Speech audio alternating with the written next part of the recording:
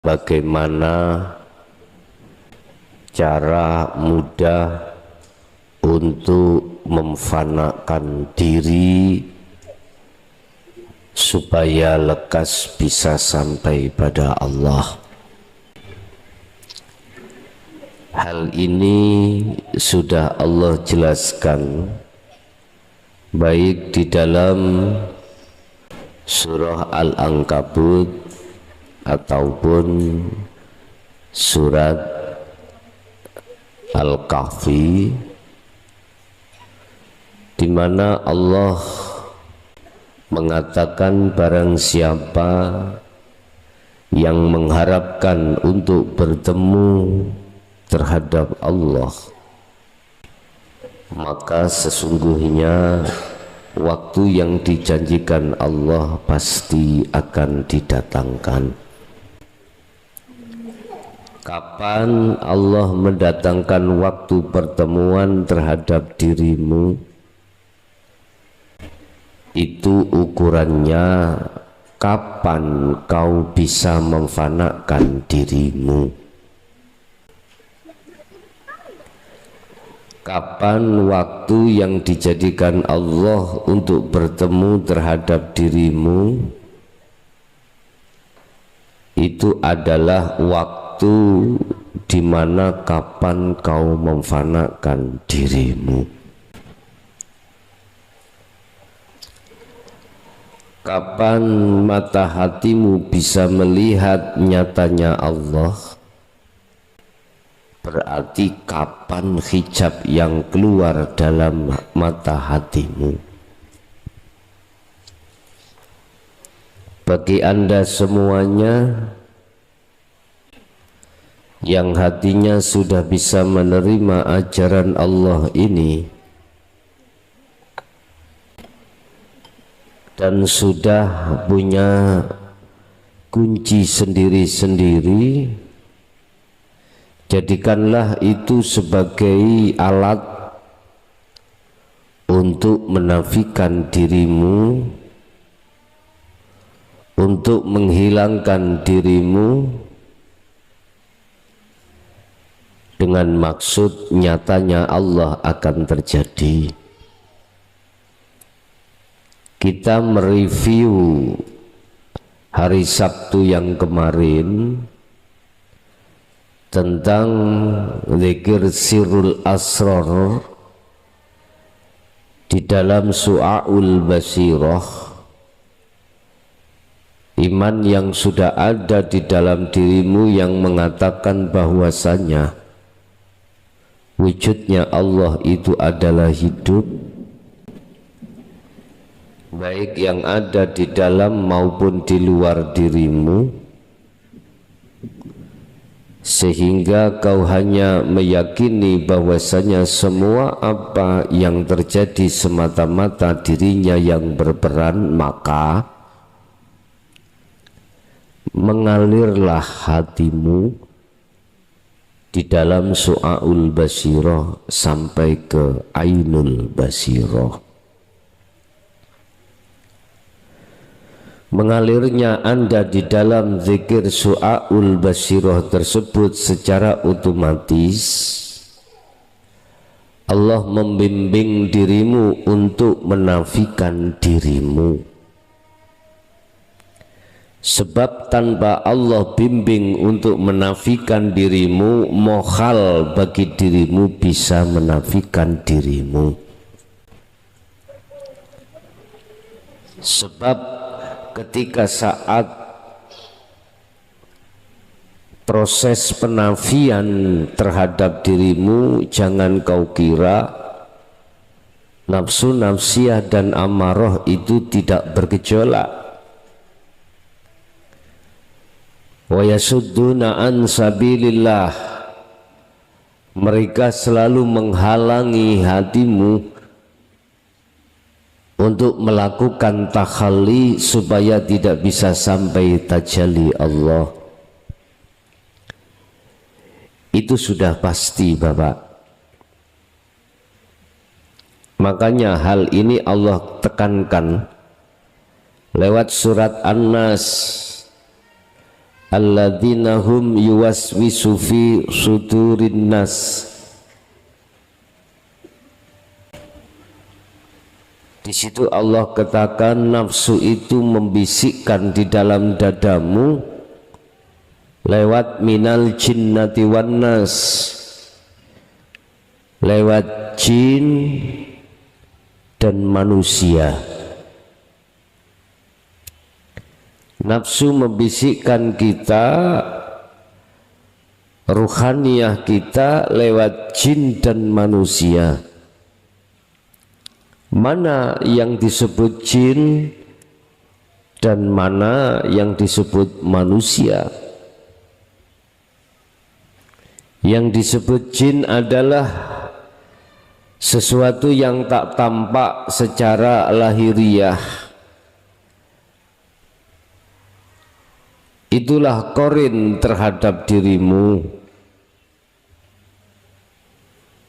Di situ memberikan satu bisikan terhadap hatimu lewat akal, supaya ruhaniyahmu itu beriman terhadap selain Allah dalam hal apapun. Contoh, ini contoh.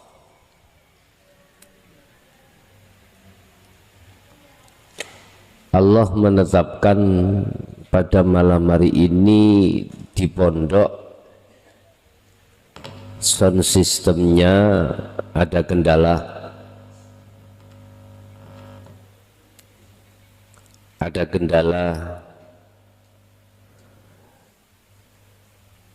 Di dalam dirimu ada satu bisikan balik nang awal mailo.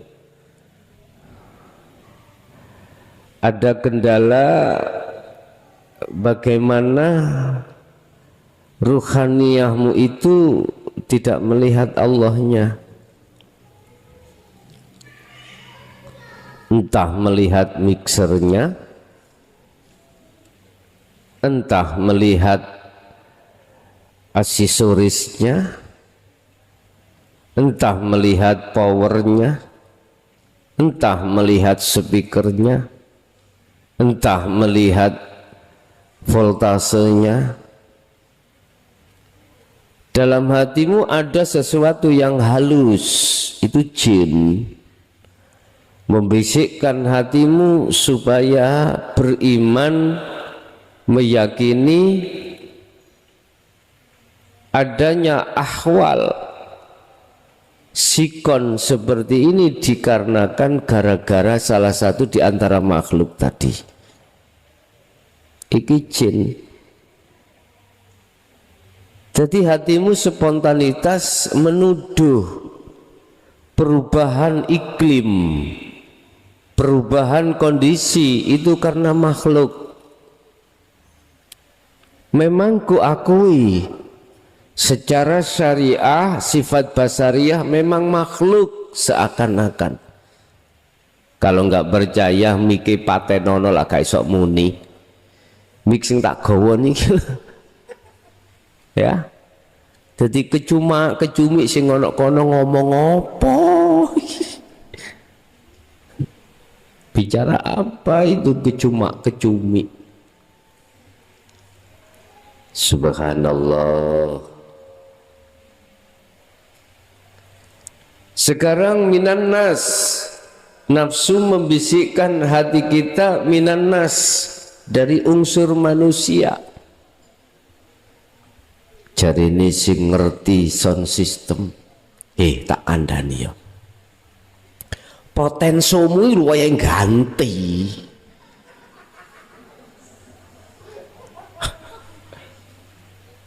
Gantian. Jadi di situ ada kabel yang kurang ceket. Misalkan dilihat dari segi syariat, kacamata syariah, basyariah, memang Pak, minan nas, dari manusia.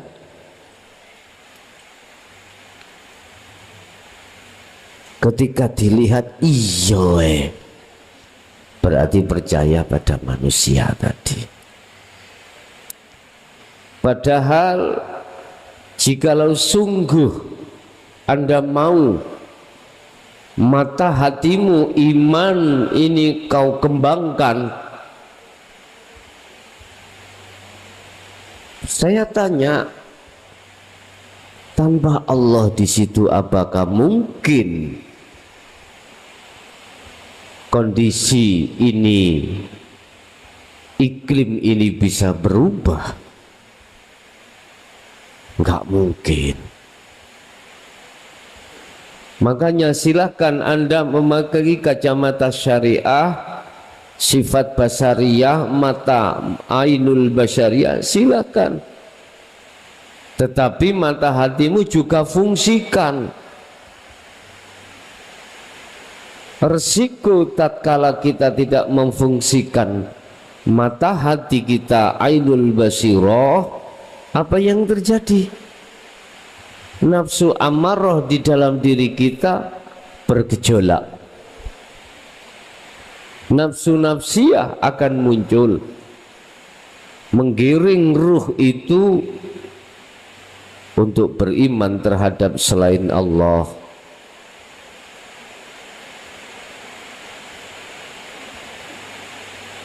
Pergantian cuaca, pergantian iklim, pergantian kondisi sikon, yang tadinya tidak hujan sekarang hujan. Kalau kita hanya memakai ainul basyariyah, teori syariat saja, apa yang terjadi? Rawat ati iki. Rawat itu singkatane turu ngeliwat. Ya, sumpeklah, guncang khawatirlah, dan begitu seterusnya. Yang di dalam gedung grebeken salone sing jero wis gak mau nih, hik sange kono udan tik gemrojok. Ibu sing anak gedung bisa dengar? Bisa jelas? Enggak bisa ya? Baik gak jelas mriki Bu mboten napa-napa. Wis. La haula wala quwata illa billah. Tidak ada kondisi situasi perubahan ini atau kekuatan ini datangnya hanya dari Allah. Mengapa banyak manusia yang tidak hatinya tembus terhadap keallahannya? Karena belum bisa menafikan makhluknya di dalam hati. Hanya itu. Ruhaniyah kita tidak bisa koneksi, tidak langsung bisa klik makrifat Allah, itu dikarenakan ruhaniyah kita ini belum mau, tidak mau menafikan atas dirinya makhluk, atau belum mau menghilangkan atas makhluknya di dalam hati. Ini persoalannya. Lama saya kok nggak bisa klik-klik di makrifat Allah, itu bagaimana? Jawabannya cuma satu, karena kedirian, keakuan diri ini belum ada tindakan nafi, pemfanaan. Contoh mau loh, mengapa kita nggak bisa klik ke Allahnya? Karena ruhaniyah mata hati kita melihat makhluk. Sifat basariyah kita melihat sudah benar, tapi sifat ainul basirah mata hati kita, kita samakan sama halnya melihat mata dohir iki. Akhirnya gak sinkron, Pak. Gak sinkron. Satu dituntut oleh Allah, ruhaniyah kita itu pada Allah. Satu nafsu menuntut kita, ruhaniyah untuk terhadap selain Allah. Tarik-tarian terus. Tiap saat dan waktu. Tarik-menarik.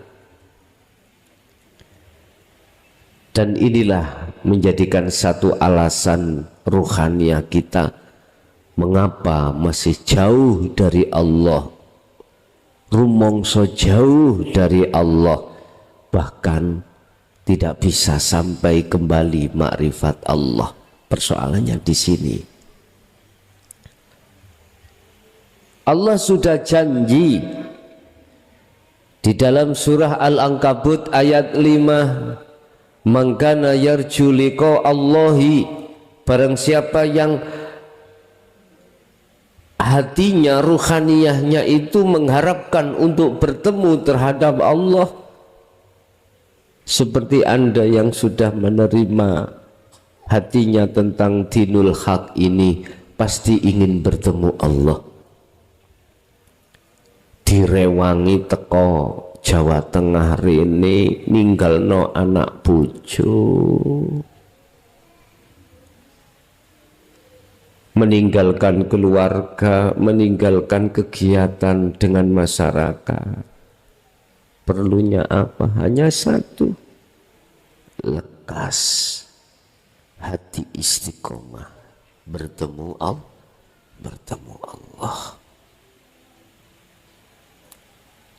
Keinginan yang seperti ini Bapak Ibu, keinginan yang mengharap bertemu Allah, itu bahasa umumnya langka orang itu. Langka. Artinya orang yang mempunyai keinginan untuk bertemu Allah ini jumlahnya sangat minoritas. Kebiasaannya itu sudah tua, umurnya di atas 50, ya.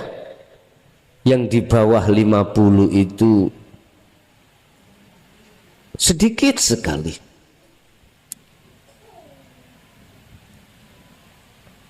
Bahkan masih banyak juga di antara manusia itu umurnya di atas 60 itu masih sibuk, hatinya condong terhadap kesenangan dunia. Tidak sedikit juga, enggak sedikit. Karena Allah sudah mengatakan dalam Al-Quran, wa aksaruhum la yu'minun. Ketika saat Rasulullah memberikan pengajaran ruhaniyah ini untuk kembali pada Allah, banyak di antara golongan manusia itu yang tidak percaya. Tidak percaya. Berarti sedikit yang percaya. Sedikit yang percaya.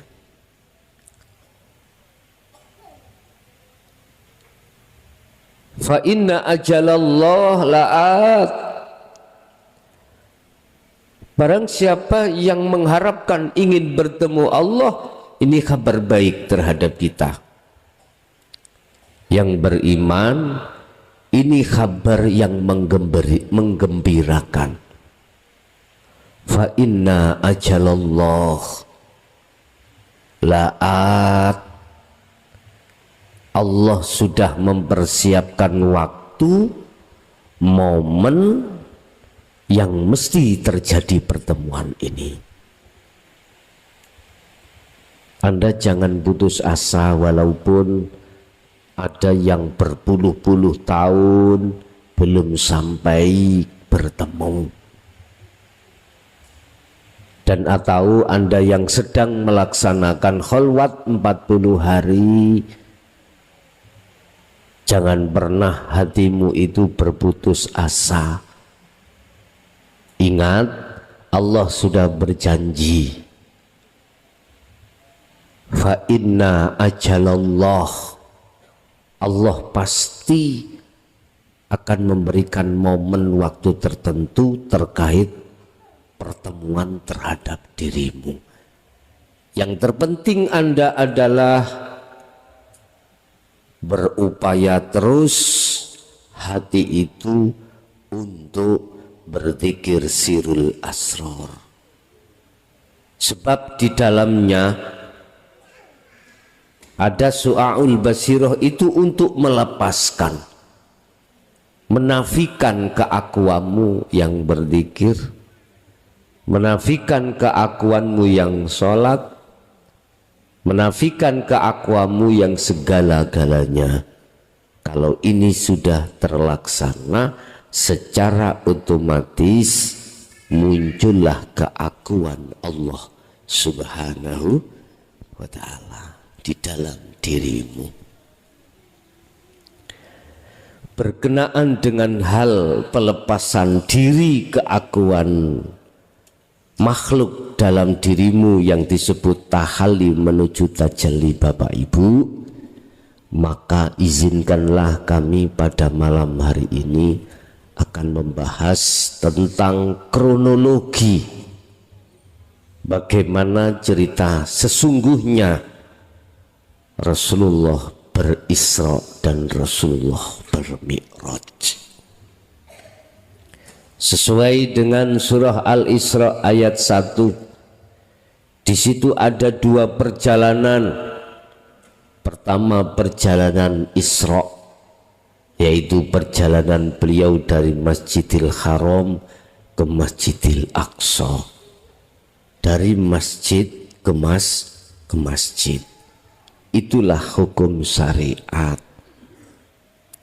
Itulah hukum syariat yang terjadi pada diri Anda mulai saat awal kecil kita, mungkin sampai berapa tahun umur kita, teguh, tekun, patuh di dalam hukum syariah atau hukum dohiriyah, itu adalah laksana Anda melakukan Isra. Sedangkan Mi'rajna adalah perjalanan beliau dari Masjidil Aqsa ke Sidratul Muntaha, dan ini wajib dilakukan setiap diri manusia. Yang maksudnya untuk kembali kepada Allah. Bahasa kita bukan Mi'raj Bapak Ibu. Bahasa kita adalah suluk, sisalid, melakukan suluk supaya wusul bertemu Allah. Jangan kita di luar mengatakan saya tak mi'raj dulu.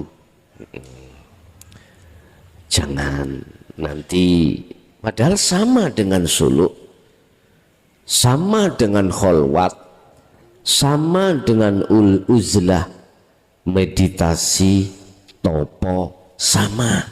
Pengertiannya itu sama. Apa pengertiannya? Yakfur bittaghuti wa yu'min billah. Meninggalkan semua apa yang berkenaan dengan nafsu, sementara kembali memenuhi panggilan Allah. Inilah sesungguhnya yang dimaksud suluk itu. Ruhaniyah, tinggalkan selain Allah dalam rangka untuk menuju dan bertemu atas panggilan Allah. Ini sesungguhnya suluk itu di situ. Tetapi tidak sedikit di antara manusia ketika suluk itu masih saja ruhaniyahnya itu mengagung-agungkan selain Allah. Masih banyak di antara kita sebagai manusia ketika suluk utawa khalwat, ruhaniyah kita masih mengagungkan selain Allah, entah itu kita anggap sebagai guru kita anggap sebagai mursyid kita, ataukah kita anggap sebagai seorang yang berjasa dalam hal membimbing ruhaniyah kita untuk bertemu Allah. Masih ada seperti itu. Bapak Ibu, akhirnya jangan heran ketika saat kita suluk itu belum bisa melepaskan keakuan diri. Inilah yang menjadikan tertundanya, yang menjadikan lamanya pertemuan Anda terhadap Allah, sekalipun Allah sudah menjanjikan fa inna ajalallah la'at. Itu janji Allah, sekalipun Allah sudah menjanjikan pertemuan itu pasti terjadi. Tetapi etika untuk seperti itu mestinya kita harus melepaskan kedirian makhluk dalam diri kita, mestinya seperti itu. Ada satu pertanyaan, saya ketika saat di thariqah A, di situ saya dipesankan oleh guru saya ketika robitoh itu harus terhadap guru makhluk, dengan alasan katanya kau tidak akan bisa sampai pada Allah manakala tidak melewati aku. Guru, aku makhluk. Bapak Ibu rahimakumullah, memang kalau dilihat dari sifat basariyah atau dari ainul basyariyah syariat memang benar. Jikalau tidak ada fatwa atau wejangan dari guru-guru akhirat kita, pasti kita tidak akan pernah mengerti. Memang miturut ainul basyariyah seperti itu, sehingga seakan-akan makhluk itu, guru-guru akhirat kita itu, makhluk itu, mohon maaf, seakan-akan itu bisa faktor untuk menuju dan bertemu Allah, seakan-akan. Ini pandangan ainul basyariyah kita. Memang seperti itu secara syariah. Sehingga muncullah namanya robitoh terhadap guru-guru kita. Tetapi aku yakin manakala mursyidmu itu, guru-guru kita itu sudah betul-betul sampai pada puncaknya ma'rifat Allah, pasti dia akan meluruskan yang sebenarnya. Apa itu? Meluruskan sebenarnya, menjelaskan sebenarnya, seperti halnya ketika saat Rasulullah menjelaskan tentang yang sebenarnya. Mungkin bisa dibuka di dalam surat Al-Hijr ayat 94. Bagaimana Rasulullah ketika menyampaikan yang sebenarnya, walaupun dianggap tabu di tengah masyarakat. Apa itu? Ainul basirah. Lihatlah dengan mata hatimu yang disebut iman, apakah benar selain Allah itu bisa menolongmu? Tidak benar, Bapak Ibu. Apakah benar selain Allah itu bisa memberikan petunjuk terhadap dirimu? Tidak benar kalau kita memakai ainul basirah. Lesan saya tidak akan pernah bisa bergetar, tidak akan pernah bisa bunyi muncul sifat kalam tatkala di situ Allahnya tidak ada. Sehingga dalam hal ini manusia ada dua kelompok. Kelompok pertama memakai mata zahir melihatnya, kelompok kedua mata batin untuk melihatnya. Kelompok kedua inilah Bapak Ibu yang dimaksud Rasulullah sebagai aulia illah, para kekasih Allah. Dengan mata hatinya dia melihat, dengan imannya dia melihat bahwasanya semua itu yang berperan hanyalah hidup, itulah Allah Subhanahu wa ta'ala. Kuatkan imanmu yang sudah di Su'aul Basirah untuk kesampai Ainul Basirah. Sebab kalau sudah terbuka pintu Ainul Basirah, secara otomatis Hakul Basirah dan Fana'ul Zikri akan terjadi dalam dirimu. Cukup Anda itu berdiam diri dan hatimu beriman, mengimani hidup itu yang segala-galanya. Ini cara mudah untuk menafikan keakuan dirimu atau keakuan makhluk dalam dirimu. Bapak Ibu, Mi'raj adalah perjalanan Rasulullah dari Masjidil Aqsa ke Sidratul Muntaha. Itulah proses awal pertama Anda melakukan zikir sirul asrar. Saya ulangi, mi'rajmu adalah itulah pertama mulai Anda hatimu mengamalkan, mempraktekkan zikir sirul asrar pertama di Su'aul Basirah ini. Dialah hidup yang memperjalankan hambanya di tengah malam. Subhana maha suci sopo alladzi, hidup nama Allah tidak ada di situ. Ini khusus Mi'raj, nama Allah sudah tidak ada.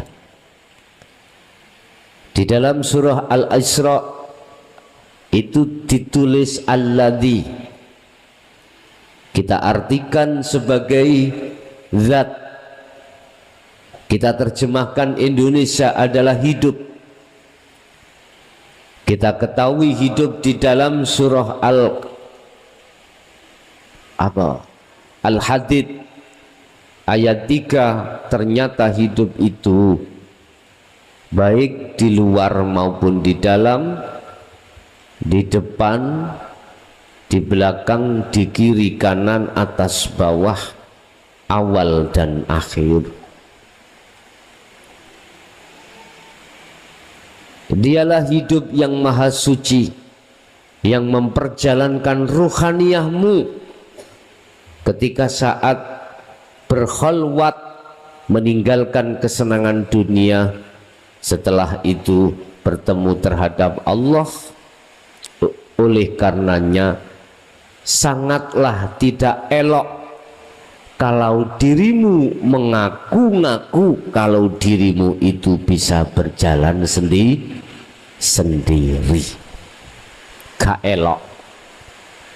Tatkala di dalam hati kita masih ada rasa iman kalau diri kita yang berzikir, diri kita yang merasakan, diri kita yang iman, maka itu tetanda berarti keakuan kita makhluk itu belum terlepaskan dari diri kita.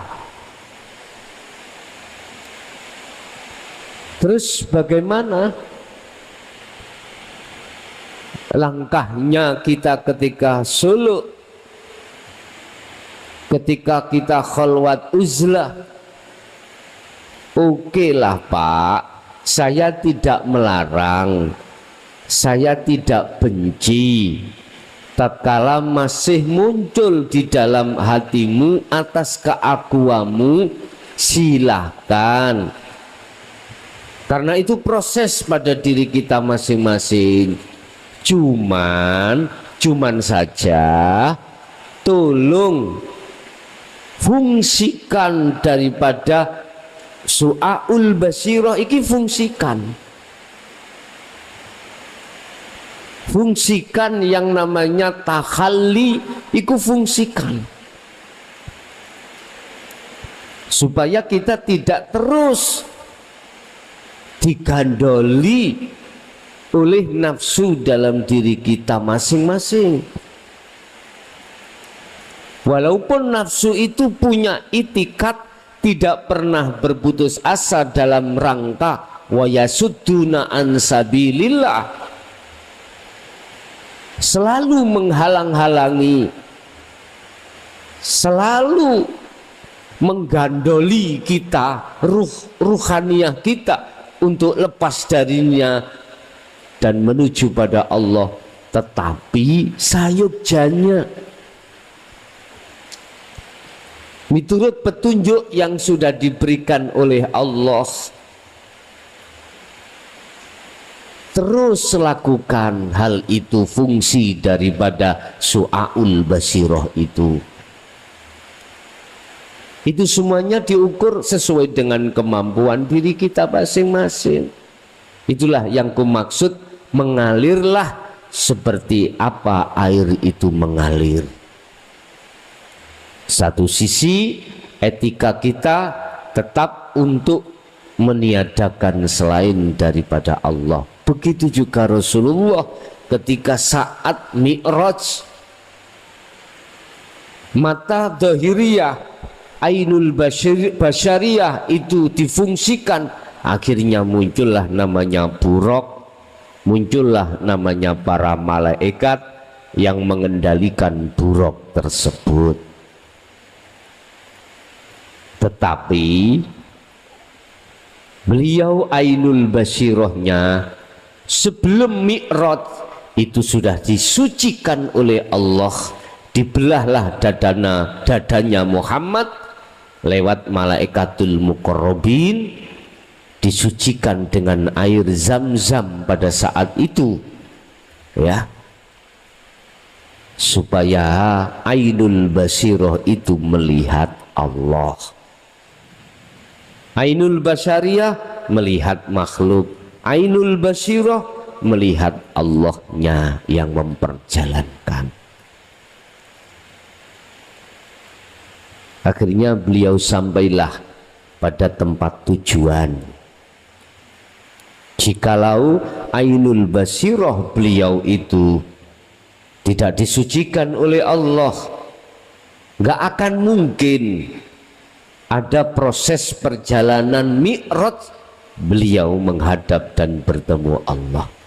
Sama halnya dengan kita Bapak Ibu, tatkala ainul basirah jenengan ini tidak dibukakan oleh Allah, maka enggak mungkin kita akan diperjalankan Allah melakukan suluk, melakukan khalwat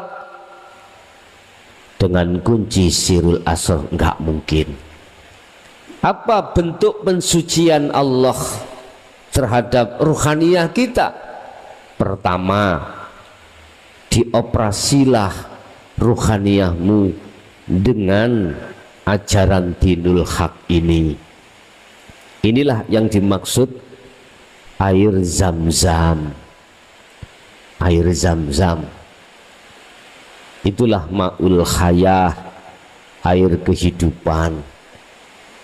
Itulah ilmu yang khusus membahas tentang bagaimana ruhaniyah ini bisa meninggalkan selain Allah, selanjutnya untuk mengesahkan Allah.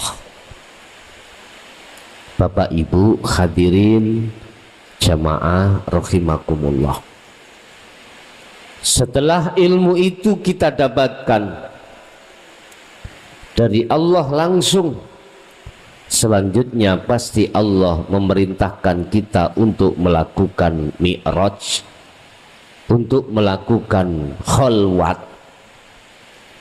Secara otomatis ainul basirah sampean kali kula ini terus dibimbing Allah untuk senantiasa hanya melihat, memandang dan bersaksi terhadap hidupnya saja.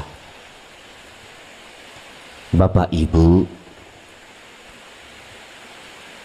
tidak akan pernah berhenti Allah terhadap hambanya yang sudah dikasih ma'ul hayah, untuk memberikan peringatan, untuk memberikan kabar, untuk selalu menuturi kita, memberikan nasihat terhadap rohaniah kita, supaya senantiasa melihat hidupnya, bukan melihat makhluknya.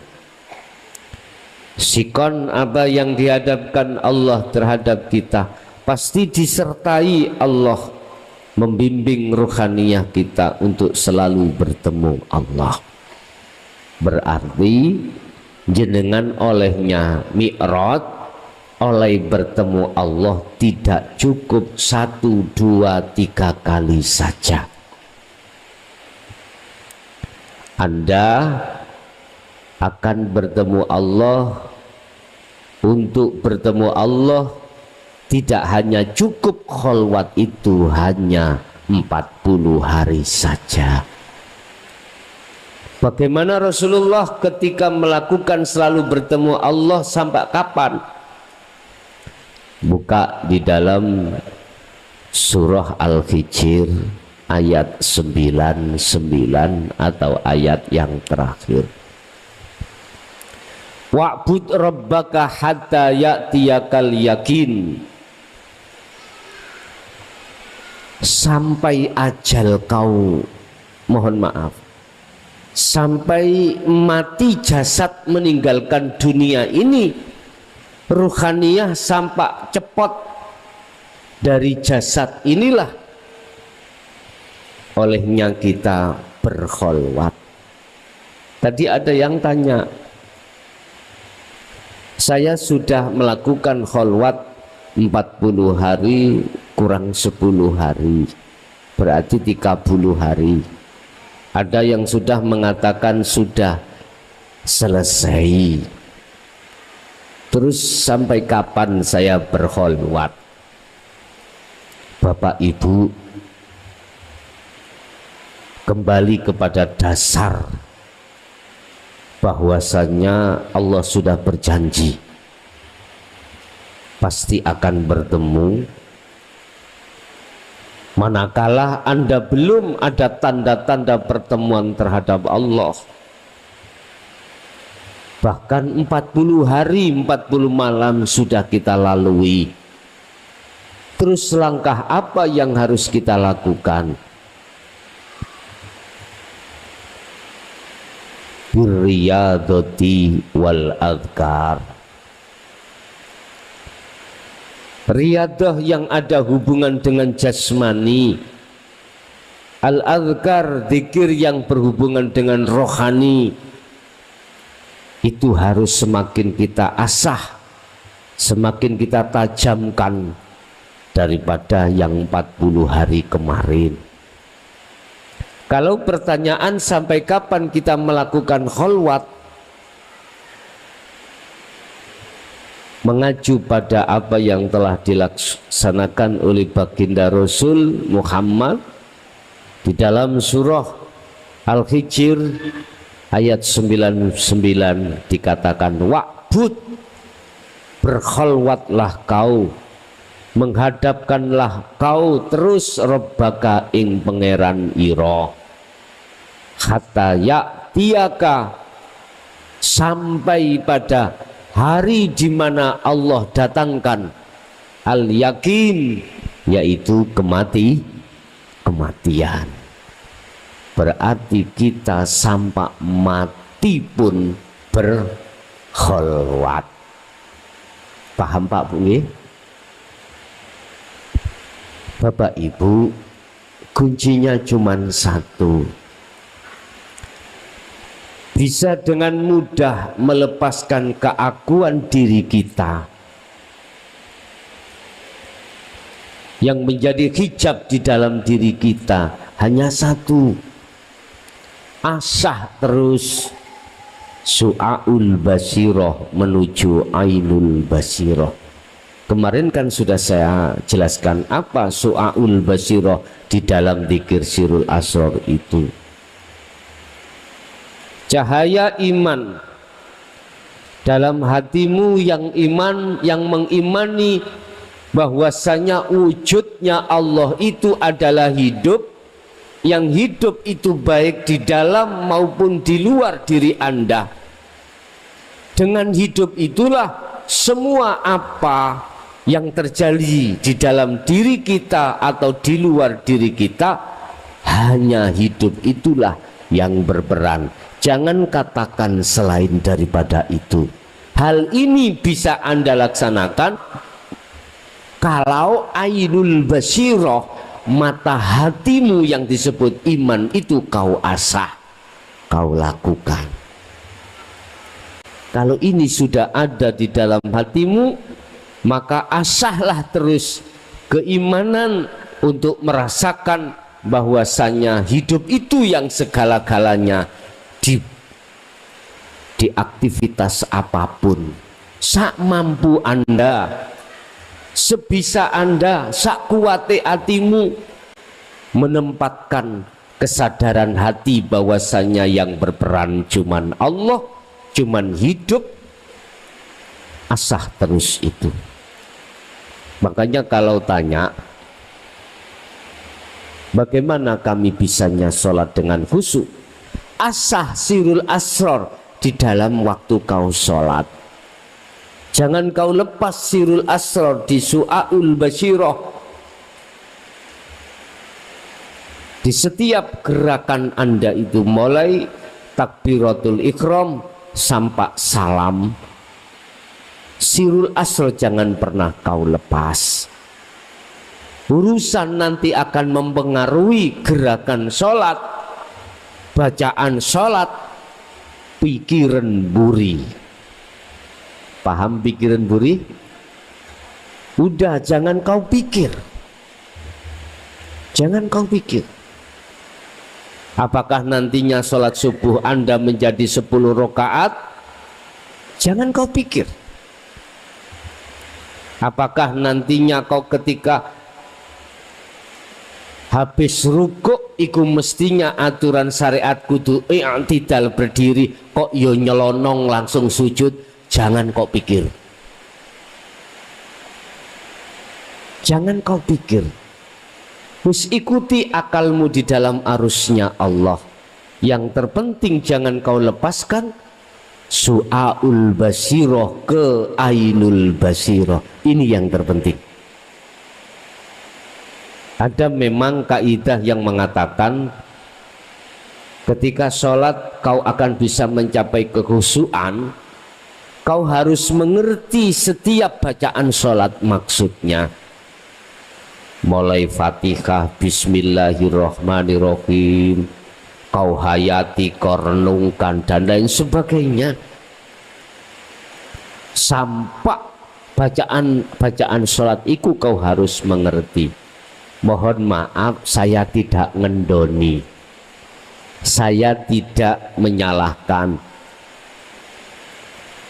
Berpuluh-puluh tahun itu kami laksanakan tanpa sirul asrar. Jujur mawon saya katakan, tidak akan pernah bisa. Gopoh ambek bacaane, gopoh ambek maknane, ribut kami dengan macam-macam. Sehingga nanti kalau tidak fasih, batal iki rek. Batal. sementara jasmaniku ngempet ngentut. Loh iya, gimana ini? Pusing Pak. Memang kalau kita menghayati makna itu, lama Pak kita melakukan sholat, tapi tidak pernah menikmati ruhaniyah ini yang katanya khusyuk. Nggak bisa, nggak bisa. Hal itu akan terjadi kekhusyuan manakala ruhaniyahmu juga sholat. Gak ruhaniyahmu sibuk mengerti artinya bacaan enggak. Makanya mengapa di dalam surah Al-Baqarah ayat 238 itu Allah katakan tidak hanya wassolawat tapi wassolatil wusta. Niki lho Pak, tidak hanya sholat 5 waktu jasmani tetapi wassolatil wusta, sholat rohani. Ini Pak, kalau ini tidak didatangkan wassolatil wusta, nggak mungkin qanitin ay khasyi'in, khusyuk itu nggak mungkin datang. Sehingga ruhaniyah saya selalu terkhitobi alladzina hum an sholatihim sahun, lalai terus nang Allah. Artinya dalam hatiku tetap aku mengakui kalau aku yang sholat, aku yang bisa baca, aku yang bisa. Nah, aku ini loh Pak, yang menjadikan ruhaniyah kita itu tidak bisa khusyuk pada Allah, tidak bisa bertemu Allah. Nggak mau Allah itu kau temui manakala ruhaniyah itu masih membawa telek, masih membawa perkara selain Allah. Nggak gelem Pak. Hidup tidak akan pernah bisa dan mau kita temui manakala di dalam diri kita ruhani ini masih ada perkara selain Allah. Makanya ajaran sholat daim, ajaran sholat wusta itu mempelajarkan supaya untuk melepaskan keakuan hamba. Lepasen. Dengan beginilah Pak, kita bisa sampai pada yang dimaksud bertemu pada Allah. Entah kapan ini momennya, pagi, siang, sore, malam, udah urusan Allah. Itu tiap hari Pak, tiap hari. Entah ketika Anda bekerja bertemunya hanya berapa detik, berapa menit, entah Anda dikala waktu sendiri, entah dikala momen Anda itu bagaimana. Yang jelas tandanya itu adalah dalam dirimu sudah tertanam bahwasanya keimanan hanya hidup itu yang segala-galanya. Itu berarti tanda Anda sudah momen bertemu Allah. Terus bagaimana ketika sejarah Rasulullah, ketika sebelum bertemu Allah, bertemu siapa saja? Allah mempertemukan hambanya Muhammad itu berbagai macam makhluk, bisa terjadi para malaikat, bisa terjadi pada iblis, jin, sing mendo-mendo makhluk, bisa terjadi bertemu makhluk surga dan neraka, bisa bertemu makhluk para kekasih Allah, yang kesemuanya itu hanyalah skenario Allah terhadap diri Muhammad untuk supaya tidak berhenti di situ. Sebab itulah alam kasyaf, Pak, ya, alam mukasyafah, alam di mana ruhaniyah sampean iku ditemukan Allah terhadap makhluk ghaibiyah, iku alam kasyaf. Entah urusannya dengan siapapun terserah, yang jelas seperti itu. Tapi ketahuilah bahwasanya itu adalah bonus Allah terhadap Anda, bukan tujuan asal, bukan makhluk syahid, bukan tujuan inti. Tujuan inti adalah liqa, bertemu Allah, bukan bertemu selain Allah. Oleh sebab itu, manakala Anda ketika sudah berkholwat bertemu kanjeng Nabi, bertemu para rasul, bertemu para nabi malaikat, tolong jangan bangga dulu. Perjalananmu masih jauh, perjalananmu belum sampai. Kadang-kadang kita ditemui oleh seseorang yang gawanteng, jubahan putih, ya, ambune wangi, salaman nambah jenengan, jenengan nggak tahu kalau iku iblis, nggak tahu. Kita akan terjebak dalam hal ini. Dia ngaku-ngaku si Mbah Sopolah, Mbah Bolong, Mbah Buntu, Mbah Sopolah. Bisa jadi iblis itu menyerupai terhadap hal-hal makhluk secara itu. Terus bagaimana caranya kami supaya tidak terjebak di dalam situ? Kembali lagi pada sistem fungsi daripada su'aul basirah, sirul asrar. Lihatlah Allahnya, lihatlah hidupnya. Aku yakin tatkala hatimu sudah berfungsi ainul basirahnya lewat su'aul basirah ke ainul basirah, lenyaplah dia, langsung tidak ada. Kadang-kadang berupa alam, hamparan luas, sama, langsung saja. Asah su'aul basirahmu, asah, fungsikan imanmu itu hanya melihat Allah. Ketika saat itu sudah ainul basirah, maka lenyaplah alam tersebut. Yang terjadi adalah la ibsorun wa mubsorun wa basorun.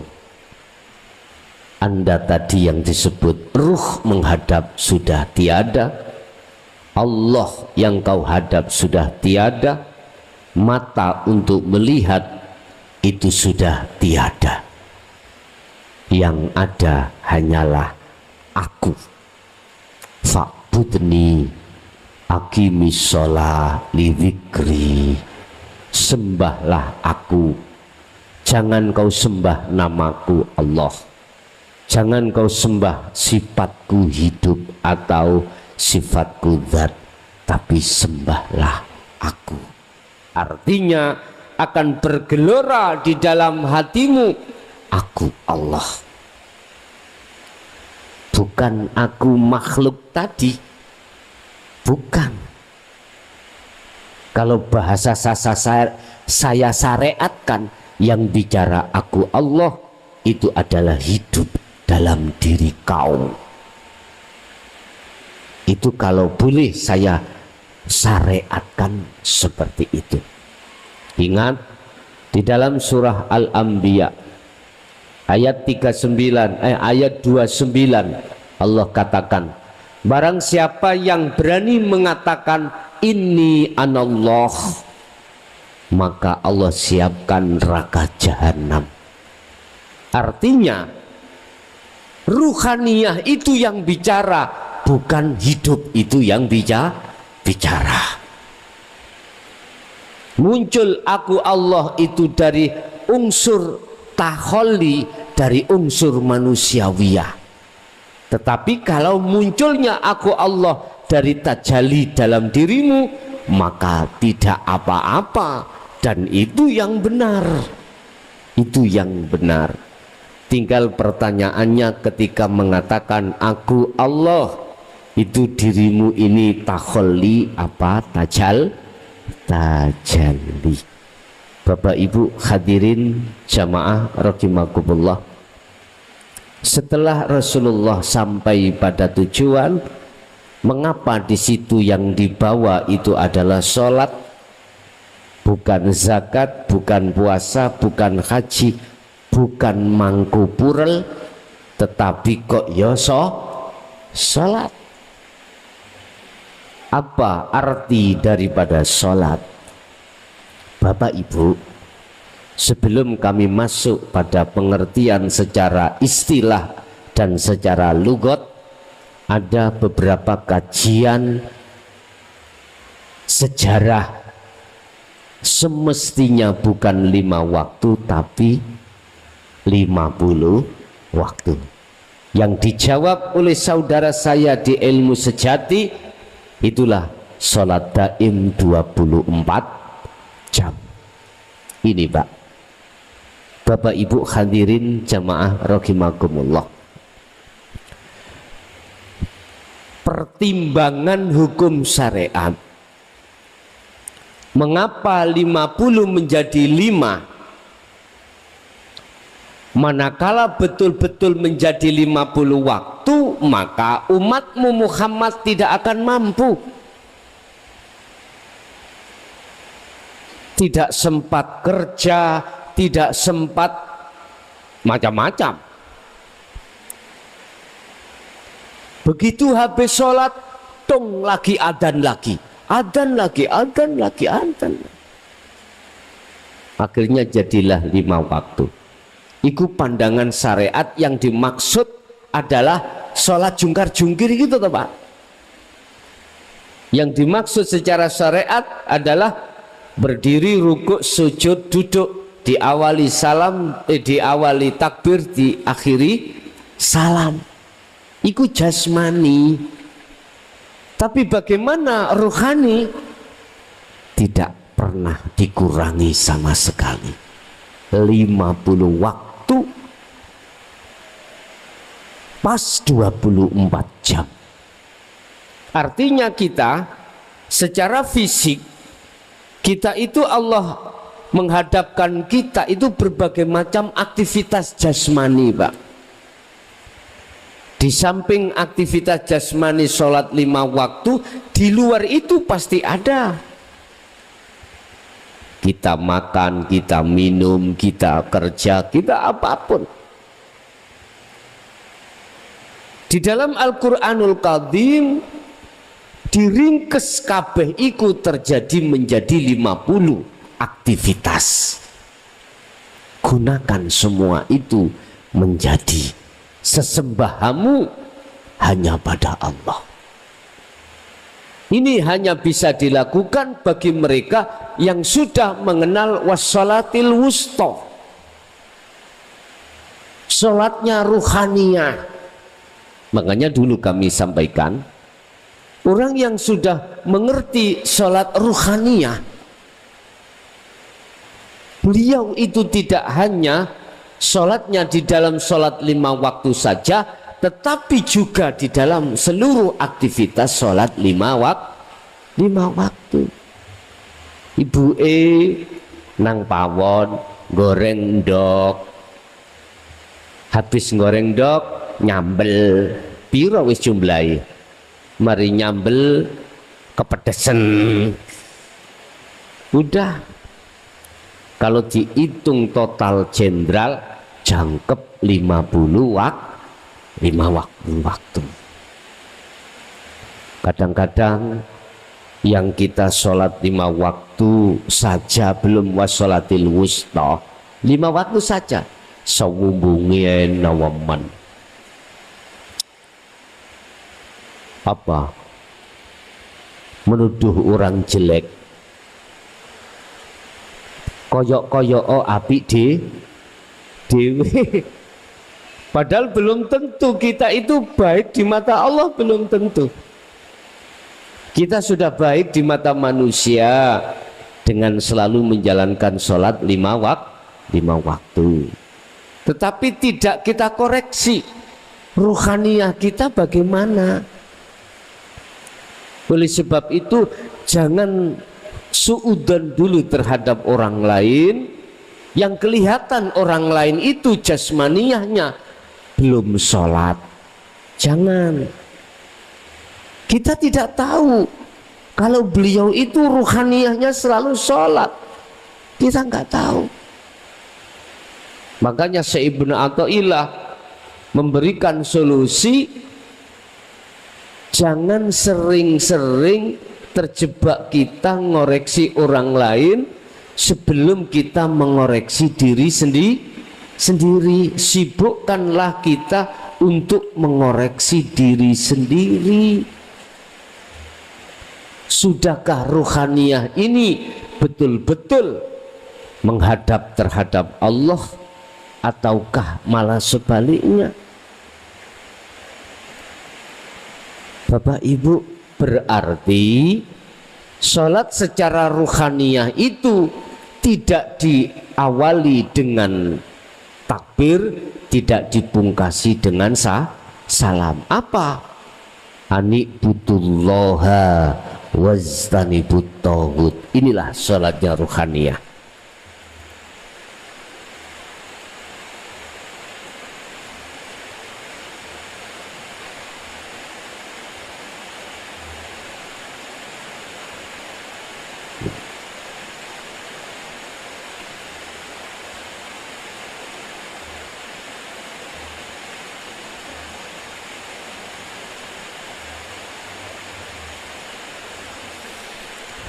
Mengarahkan ruhaniyah bermakrifat pada Allah, wastanibu, dan meninggalkan ruhaniyah dari keakuannya atau keakuan makhluk. Ini sholatnya ruhaniyah. Urusan tindakan jasmani terserah. Contoh lagi, rohani jasmani tindakane buka tutupi gelas, dideleh, diletakkan, diangkat gelase, disawang kopine, dirasakno kopine.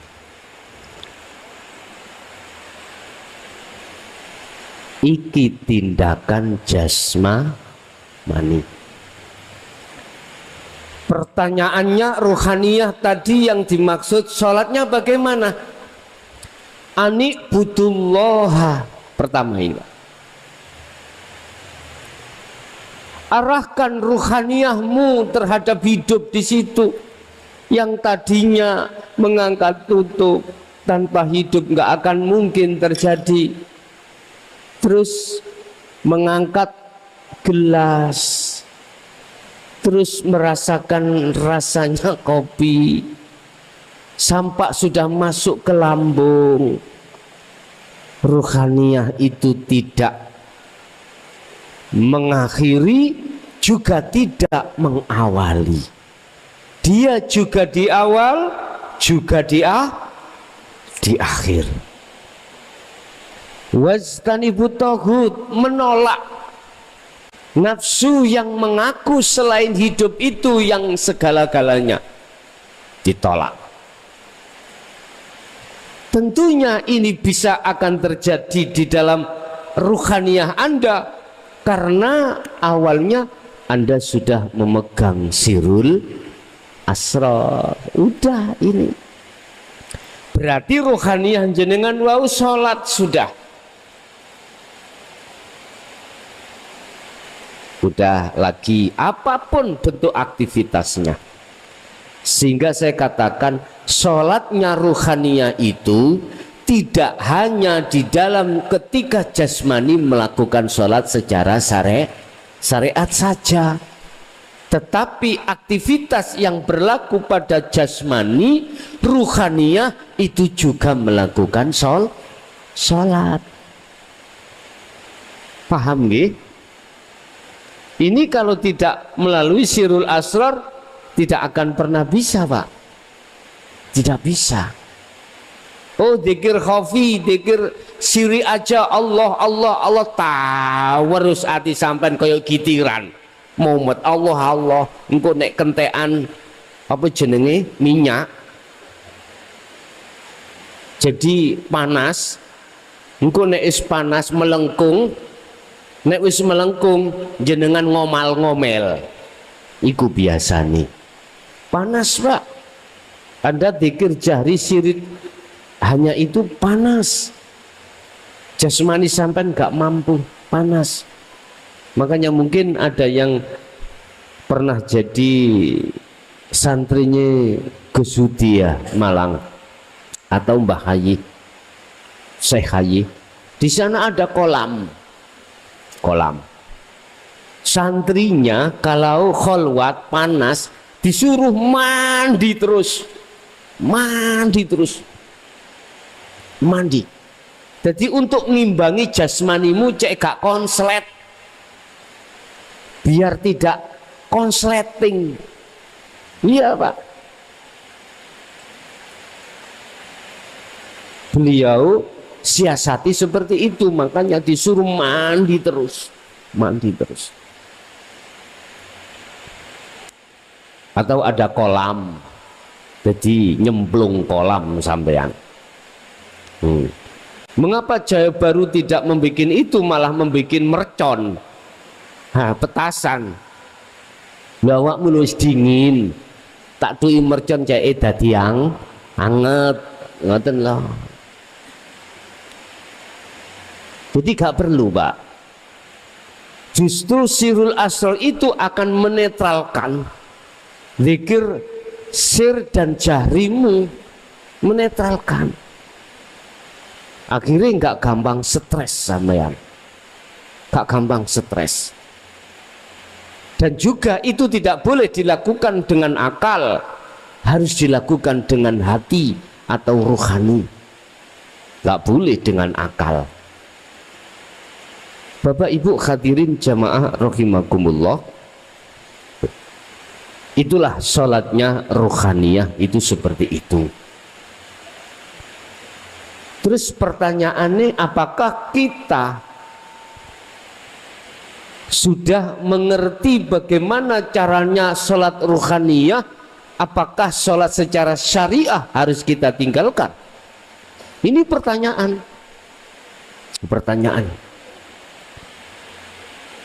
Tergantung Allah meletakkan kau di mana, di khos atau di khawasul khawas. Kami pun tidak akan pernah bisa menyalahkan ketika saat ditempatkan di khos.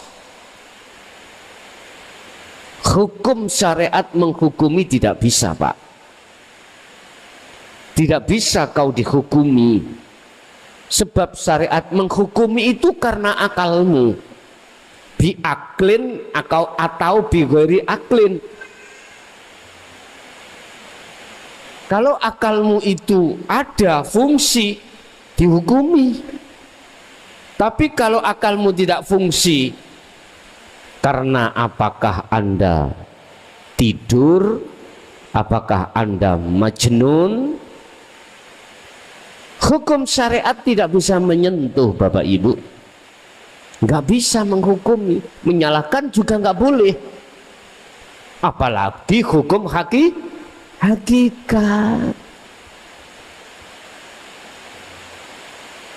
Bapak Ibu hadirin, seseorang yang sampai pada mahligai Allah itu terserah Allah menariknya dan meletakkannya di majdub atau di wasilun, itu urusan Allah. Di khos apa khawasul khawas itu urusan Allah. Anda kita tidak usah ikut campur urusan itu. Sudah cukup bagi kita sesuai dengan apa yang telah difirmankan Allah, wa ma umiru illa liya'budullaha mukhlishina lahuddin hunafa. Wa qala aidan wa ma khalaqtul jinna wal insa illa liya'budun. Cukup bagi Anda menjaga rohaniyahmu untuk senantiasa bermakrifat pada Allah. Bapak Ibu, mengapa Rasulullah yang dibawa oleh setelah bertemu Allah itu sholat? Itulah maksudnya penyembahan. Penyembahan ada kaitannya dengan antara nyembah dengan makrifat, itu ada kaitannya erat. Artinya Anda nyembahnya dikatakan benar, sholatnya dikatakan benar, manakala bertemu Allah. Kalau Anda sholat itu bertemu genderuwo, tahu genderuwo? Bertemu al-aghyar, rohaniyahmu, berarti Anda belum dikatakan sholat dengan benar. Ini makanya walaupun di luar tidak pernah dibahas tentang hakikatnya sholat yang Rasulullah dapatkan itu, jenengan kudu mikir apa ya hubungane sholat ambek nyembah. Mengapa ya Rasulullah setelah mi'raj iku oleh yang didapatkan iku kok sholat, kok gak mangku gitu, kok gak zakat, kok gak poso, kok gak haji, kok ya sholat. Sekarang tak buka, itu ada kaitannya antara fa'budu, ya, ani budullah ini Pak, ini hubungannya ini dengan kemakrifatan Allah. Nyembahmu ambek bertemu ini, bertemu Allah makrifat, inilah yang disebut sholat. Tapi tetap saya menghormati apa aturan di dalam syariat. Sholat adalah diawali takbir, dipungkasi salam. Kalau secara lughat, as-sholatu ay ad-du'a, sholat adalah memohon. Makanya di dalam doa di dalam sholat bacaannya itu kebanyakan doa minta. Doa itu kan minta toh Pak, minta. Lebih baik mana tangan di atas dengan tangan di bawah? Halo, mesti lebih baik tangan di atas. Berarti kita adalah peminta minta. Lah gitu tuh ya. Terus mintamu jangan sampai mempunyai arti kalau Allah tidak diminta nggak dikasih. Jangan gitu. Gini aja kalau tidak dipinta nggak dikasih Allah. Sebab kalau Anda punya pengertian tersebut, secara nggak langsung menuduh Allah itu adalah meleki.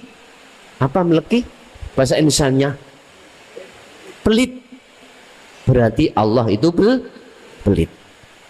Bapak Ibu, tidak ada hubungan Allah memberi dengan penjaluanmu, itu gak ada hubungannya sama sekali. Allah memberikan sesuatu terhadap kita, bagi Allah gak ada hubungannya dengan minta kita, gak ada hubungannya sama sekali. Jikalau sesuatu yang sudah ditetapkan oleh Allah akan diberikan, kok yo kita minta, berarti tetanda ruhaniyah kita buta. Sudah ditetapkan Allah perkara itu terhadap kita, mengapa harus kita minta? Kalau kita minta, bahkan terus kita minta, menandakan ruhaniyah kita adalah buta. Bapak Ibu hadirin rahimakumullah, sekalipun secara hakikat yang dimaksud sholat adalah pertemuannya ruh terhadap Allah, liqa di setiap aktivitas apapun, kata Rasulullah, if'alu as-sari'ata bil haqiqati ila ma'rifatillah. Wa qala aidan sallu kama ra'aitumuni usolli. Udahlah, jalankan hukum apa yang ada di dunia ini, larangan dan perintah. Larangan mana tinggalkan, perintah mana jalankan. Tetapi ruhaniyahmu itu harus menjadikan syariat menjadi hakikat untuk bisa sampai makrifat pada Allah. Ini kalau disejajarkan Bapak Ibu, kalau kita sinkronkan, caranya begini.